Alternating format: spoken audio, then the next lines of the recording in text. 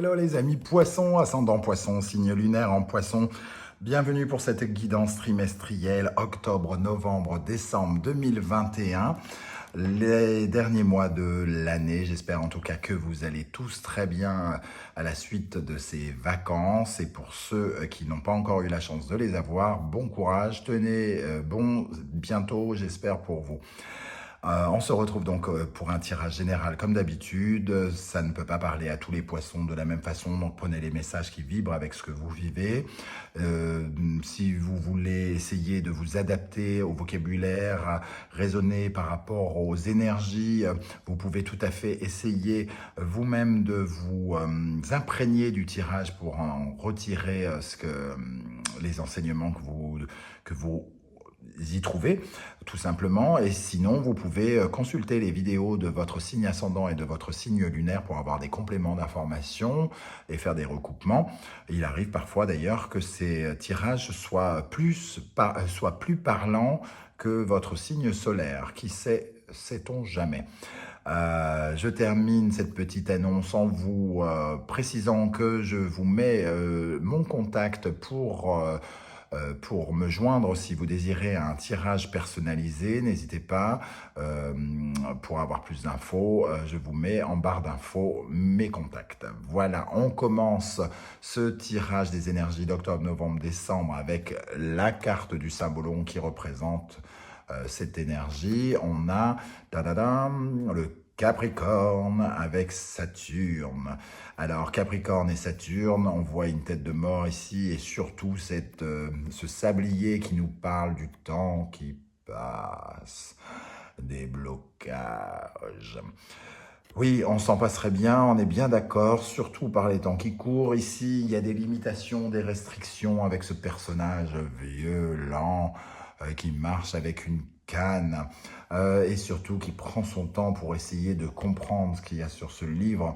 Il y a des limitations, des restrictions qui vous sont imposées pour que vous compreniez quelque chose, un message que l'univers vous envoie pour que vous vous amélioriez, que vous progressiez dans ce monde. Donc, il faut faire preuve de patience, de courage, de ténacité parfois pour passer ces blocages, cette sensation d'être ralenti de force par les énergies qui nous entourent. Voilà, avec le Capricorne et Saturne, en tout cas, on est bloqué, ralenti. On va regarder quand même en dos de deck si on a des informations supplémentaires. On a ce couple de jeunes femmes, et je ne sais pas si vous voyez, mais cette jeune femme a un regard limite condescendant sur celle-ci, à qui est la plus belle, laquelle est la plus riche, laquelle... Il y a une sorte de comparaison ici, il y a une sorte de conversation assez bizarre, avec le signe du Gémeaux et Mercure ici, et de l'autre côté le Taureau et Vénus. Ça nous parle de conversation sur la valeur des choses, de conversation sur la valeur des gens, peut-être des négociations. Qu'est-ce que ça vaut ceci, qu'est-ce que ça vaut cela. En tout cas, il peut y avoir ce genre d'énergie. Ça nous parle en tout cas de valeurs. Quelles sont les valeurs? Est-ce qu'il est préférable d'être belle et pauvre ou riche et moche, par exemple? Voilà. Où vous mettez, vous, le sens du mot valeur? Où sont vos valeurs? Est-ce que votre valeur, c'est d'avoir un travail pas très bien payé, mais qui vous rend heureux? Est-ce que votre vie est plutôt faite dans le luxe, mais un sentiment d'aliénation? Je ne sais pas, c'est ce genre de choses en tout cas. On va regarder comment ça résonne dans le tirage. Quel sera votre état d'esprit pendant ces 3 derniers mois de l'année, amis poissons? Nous avons l'empereur. Votre état d'esprit, c'est de construire, c'est de bâtir quelque chose. Vous êtes dans... L'empereur, c'est le bâtisseur, c'est celui qui met les briques les unes sur les autres pour conquérir son empire, pour agrandir son empire, pour conquérir son monde, pour créer son monde. Il met en place les choses, il fait les choses. Il est bon pour commander. C'est le leader, c'est celui qui prend en charge, c'est une autorité aussi.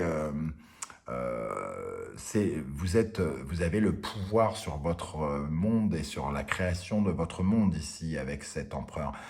Votre état d'esprit, il est dans ce parfum de je veux construire mon monde, je construis ce que j'ai envie, je fais ce que je veux obtenir. Je veux réaliser mes objectifs. Qu'est-ce qui vient vers vous ce mois-ci? Ces mois-ci, on a l'ermite. Ah, l'ermite, c'est exactement ce personnage, hein. C'est le même vieux, hein, entre guillemets, hein. C'est le même vieux qui a changé de cagoule. En fait, l'ermite, c'est aussi le temps qui passe, c'est la lenteur, c'est le ralentissement, c'est le blocage. Il représente aussi cette lampe ici, n'est ni plus ni moins que ce livre, c'est un peu la même chose. La connaissance, la maturité, la sagesse. Donc, soit vous faites preuve, vous allez faire preuve de sagesse ici, ou alors, au contraire, votre autorité, votre construction, le plan que vous êtes en train de créer ici, ce que vous êtes en train de faire, va être ralenti, bloqué par des événements pendant ces 3 mois. Qu'est-ce que vous possédez ou au contraire qu'il vous manque et qui va vous servir de stimulant pendant cette période? Nous avons la maison de Dieu. Votre stimulant, c'est que vous n'avez pas peur de l'échec, vous y êtes peut-être habitué, vous savez que les choses soudaines et déstabilisantes peuvent arriver. Vous avez acquis probablement une certaine forme d'expérience avec cette ermite qui regarde dans sa direction. Et vous gérez les problèmes avec une certaine maturité probablement. Les difficultés, si elles sont là, vous essaierez, quoi qu'il arrive, de les surmonter. Vous essaierez d'attendre le temps qu'il faudra et de vivre l'événement qui vous ralentit de la meilleure des façons, semble-t-il. En tout cas, vous vous êtes habitué à ce que les choses ne se passent pas franchement comme elles devraient. Peut-être les circonstances de ces derniers mois, ces dernières semaines vous ont aidé justement à comprendre que parfois il faut savoir mettre son ego de côté et accepter qu'il se passe ceci ou cela de surprenant. Maintenant, qu'est-ce qui va vous aider? Qu'est-ce qui va vous élever, vous faire grandir pendant cette période? Nous avons la force, donc voilà, vous êtes tenace, quoi. Vous êtes tenace, vous avez le courage, la détermination, vous voulez construire cette chose et qu'importe le barrage qui se mettra sur votre route, vous irez jusqu'à construire ce que vous avez imaginé. C'est ainsi, les barrages ne vous font pas peur, vous ferez tout pour les maîtriser, pour les surmonter, peu importe. Il peut s'agir d'un barrage financier ici. Qu'est-ce qui a de la valeur? Est-ce qu'on choisit plutôt... Bon, je vais parler d'une maison par exemple. Je voulais des fenêtres superbes. Le meilleur mec qui faisait les meilleures fenêtres m'avait promis qu'il viendrait et finalement il n'est pas disponible avant 3 semaines. J'ai pas de fenêtre à ma maison. Je ne peux pas y habiter. Comment je fais? Je revois les valeurs, peut-être que des fenêtres normales, ça me suffira. Si ça peut accélérer les choses, j'essaierai de trouver une solution. Alors, c'est un exemple complètement pourri, hein, mais bon, je pense qu'il est très parlant quand même. À quoi vous allez tourner le dos pendant cette période d'octobre, novembre, décembre, ce dernier trimestre? Voilà, l'empereur, il regarde quand même la lune, il regarde un côté un peu stressé. Il y avait de l'anxiété par rapport à ce que vous êtes en train de construire. Et peut-être que vous vous êtes habitué à cet état de stress et que vous êtes maintenant beaucoup plus en mesure de le faire. Alors évidemment, ces cartes peuvent évidemment nous parler de la construction d'une maison. Pour ceux, là on parle du foyer, du confort de la maison et qui peut créer du stress ici. En tout cas, vous affrontez, vous êtes capable ici d'affronter tout ce qui est inconnu, tout ce qui est caché, tout ce que l'univers vous cache et que vous ne savez pas encore, toutes les difficultés donc, hein, vous en êtes capable. Vous êtes vraiment tenace, quoi. Et vous tournez le dos à une certaine forme d'inconnu. Donc il peut y avoir quand même des éléments qui viennent vous ralentir, mais entre guillemets, c'est un peu comme si vous connaissiez la marque de la voiture qui allait vous renverser. Alors qu'avant, vous saviez qu'il allait vous arriver quelque chose de tragique et vous ne saviez pas quoi, quand, pourquoi. Désormais, vous avez des éléments pour savoir exactement ce qu'il en est. Alors qu'ici, c'était le flou artistique, vous étiez dans une certaine forme d'inconnu avec la Lune, et les choses quand même commencent à s'éclairer malgré les difficultés. Dans quelle direction vous vous dirigez?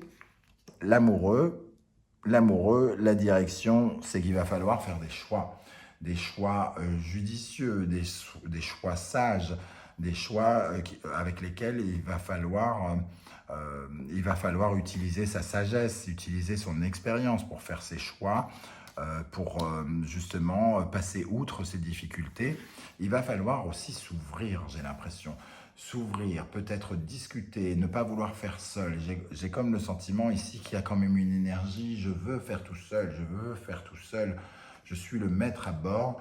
Et le fait d'être tout seul fait que d'un seul coup, vous vous retrouvez bloqué parce que vous n'avez peut-être pas su en parler, vous êtes resté extrêmement secret avec la Lune et que là, tout à coup, vous vous ouvrez avec le monde et l'amoureux et vous prenez des décisions de peut-être de parler davantage de votre projet pour peut-être recevoir de l'aide et le soutien de quelqu'un.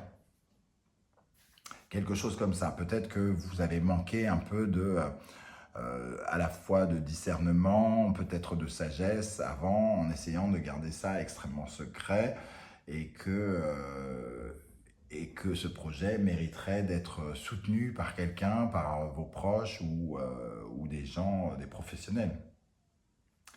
Voilà.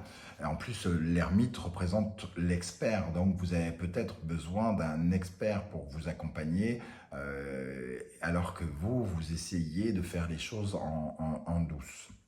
Donc, il est peut-être question de se faire accompagner, de s'ouvrir au monde, de s'ouvrir au potentiel de chaque personne autour de soi.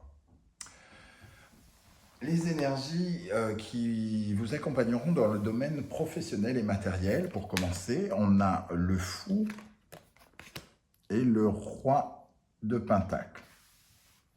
Le fou, c'est celui qui s'en fout, on peut le dire comme ça. Le fou, c'est celui qui fait les choses pour lui, comme il le sent, qui se sent libre. Donc, en général, il tourne un peu le dos. Ici, dans le domaine du professionnel, on vous voit peut-être fuir une situation financière, comme si vous fuyiez une situation financière avec le roi de Pentacle. On parle véritablement d'argent, de construction. Alors peut-être que vous êtes bloqué parce que vous n'avez pas voulu regarder certaines choses de vos finances, hein, ici, ou alors vous refusez une somme d'argent pour vous sentir libre ou quelque chose de cet ordre-là. On revient sur le sens de la valeur ici, la valeur que l'on porte à sa vie et voilà, qu'est-ce qu'il y a de l'importance à nos yeux. Et en plus, derrière, je vois cette carte des gens qui peuvent intervenir et mettre leur grain de sel comme pour dire mais tu devrais faire ci, tu devrais accepter cette proposition ici. Dans le professionnel, il pourrait y avoir une proposition alléchante qui ne vous intéresse pas, par exemple, parce que vous ne la trouvez, vous, pas constructive, alors qu'elle l'est probablement avec le roi de Pentacle. En tout cas, il y a un rapport avec l'argent que l'on fuit. Alors, évidemment, dans une société comme la nôtre, j'ai du mal à comprendre qu'on puisse fuir de l'argent, mais ça vous parlera sans doute à tous d'une façon très différente. Il y a quelque chose de financier qu'on laisse de côté, à quoi on tourne le dos, des finances, quelque chose de bancaire auquel on ne s'intéresse pas et on commet peut-être une erreur qui nous bloque ici, hein. Dans le domaine sentimental, relationnel et émotionnel, nous avons le 7 de bâton et le 7 de coupe. Ici, le 7 de bâton nous parle de se protéger, de protéger nos valeurs, encore une fois, de protéger nos valeurs, ce qui est important à nos yeux dans notre vie de couple, dans notre vie relationnelle, affective, amicale, quitte à faire des choix un peu particuliers dans les émotions. Voilà, il faut... peut-être que ça nous met en garde parce qu'ici, on peut choisir peut-être la mauvaise émotion pour se protéger. On peut choisir la colère, on peut choisir de le prendre à la rigolade, etc., etc. Et il est question de faire un choix parmi toutes ces émotions et peut-être qu'il faudra faire attention pour défendre vos intérêts dans votre couple ou dans votre vie amicale, de ne pas, peut-être ne pas choisir l'arme de guerre, quoi. Ici, cette hache a juste envie de défendre ses intérêts et ses valeurs. Elle n'a pas forcément envie de tronçonner tout ce qui bouge, etc., etc. Donc, il peut y avoir en tout cas un blocage sentimental où on doit essayer d'affirmer ce que l'on veut, ce que l'on est, et protéger un petit peu ses intérêts, son opinion, ses valeurs dans une situation ou une autre. Dans le domaine spirituel, psychologique, philosophique, nous avons un as de bâton, un nouveau désir, la naissance d'une nouvelle flamme à l'intérieur de soi, et le 5 d'épée, une nouvelle flamme qui... alors, le 5 d'épée, c'est une sorte de carte qui représente un peu une sorte de guerre, hein, de conflit quelque part. On a des pensées qui ne sont pas forcément sympathiques vis-à-vis des autres, des pensées blessantes, tout ça. Donc il y a peut-être ici un désir, un nouveau désir d'être plus attentif aux besoins des autres, à nos propres besoins, et d'être moins dans une certaine forme de conflit, d'être un peu plus dans un mouvement de... comment dire? Le 5 d'épée, il nous pousse à être dans des énergies où on parle trop vite, on ne tourne pas cette fois sa langue dans sa bouche. Et donc peut-être que on se raisonne soi-même ici d'une nouvelle façon et on apprend peut-être à parler différemment. Moi, je ressens une certaine forme de diplomatie, apprendre la diplomatie dans certaines circonstances et peut-être dans celle-ci où on va devoir se défendre. La diplomatie peut-être de refuser une offre ou de pas d'être je m'en foutiste un peu dans le domaine professionnel ici. Ici, à l'intérieur de vous, on voit quand même des sortes de calculs pour essayer de faire correctement les choses. On va regarder maintenant les énergies mois par mois pour cette période de ce dernier trimestre 2021. En octobre, nous avons l'énergie, l'arcane majeur du magicien. J'ai pris un arcane majeur et un arcane mineur pour chaque mois. Le magicien et la reine de coupe. Donc, au mois d'octobre, c'est la naissance, le début, le commencement de quelque chose qui fait du bien, qui apaise, qui soulage. La reine de coupe, c'est celle qui pense à son confort, à son bien-être affectif, émotionnel, qui se sent bien, qui veut se sentir bien, qui veut se sentir aimée, qui s'aime elle-même. Donc ici, il y a quelque chose où on a envie de défendre ses valeurs ici, mais aussi de respecter son cœur et de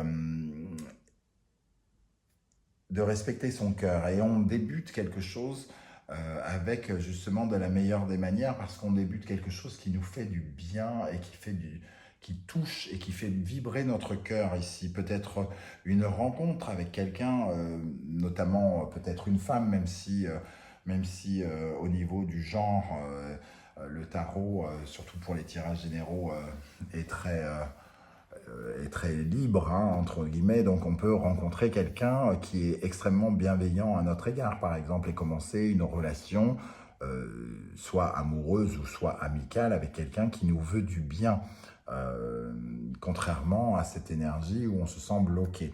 Peut-être qu'il faut savoir prendre les énergies des autres, ce que les autres ont à nous apporter pour débloquer la situation ici, hein. Au mois de novembre, nous avons le pendu et le 6 d'épée. On apprend à relativiser quelque chose. On sait que peut-être il va nous falloir tourner le dos à certaines choses, qu'on n'aura pas tout ce que l'on veut peut-être. Le 6 d'épée sous-entend qu'on tourne le dos à quelque chose, qu'on laisse derrière nous des énergies, peut-être qu'elles auraient pu nous apporter beaucoup mieux, mais en tout cas, nous, on ne veut pas rester dans ces énergies-là, on préfère partir. Et avec le pendu, on lâche prise, on laisse partir des choses qui ne nous conviennent pas, qui ne sont pas essentielles actuellement. Et donc, on fait une sorte d'introspection où on se rend compte qu'il y a des choses inutiles, des choses dont on peut se passer et dont il faut s'alléger.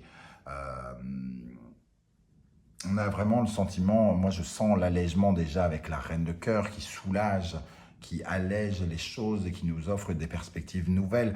Alors peut-être que c'est l'intervention de cette personne ou de ce personnage qui vient justement nous ouvrir les yeux sur... nous ouvrir les yeux et nous donner une nouvelle vision avec le pendu de quelque chose et qui nous donne la capacité de pouvoir rayer de notre carte des choses non essentielles, par exemple. Et pour terminer, en décembre, le jugement et le 4 de coupe. Donc on peut avoir une sorte de révélation, de déclic, de se rendre compte que quelque chose n'est pas épanouissant, que quelque chose est frustrant, ne nous donne pas entière satisfaction. Alors peut-être que c'est le projet tel qu'il se présente qui n'est pas complètement tel que l'on avait imaginé. Toujours est-il qu'ici, il est question d'être révélé à soi-même. Donc cette révélation nous apporte la possibilité de nous renouveler, de trouver des solutions à cette frustration et d'aller essayer d'éviter de se sentir dans une certaine forme d'ennui, par exemple. Voilà les amis poissons, comment je ressens ce tirage. J'espère que ça vous a plu. Si ça vous a plu, n'hésitez pas à liker, à vous abonner, à partager cette vidéo sur vos réseaux sociaux. Je serai ravi de lire vos commentaires pour voir comment ça a vibré avec vous et je serai heureux de vous répondre comme je le fais à chaque fois. Je vous remercie de m'avoir écouté et on se retrouve très bientôt pour la guidance générale du mois d'octobre 2021. Ciao, ciao.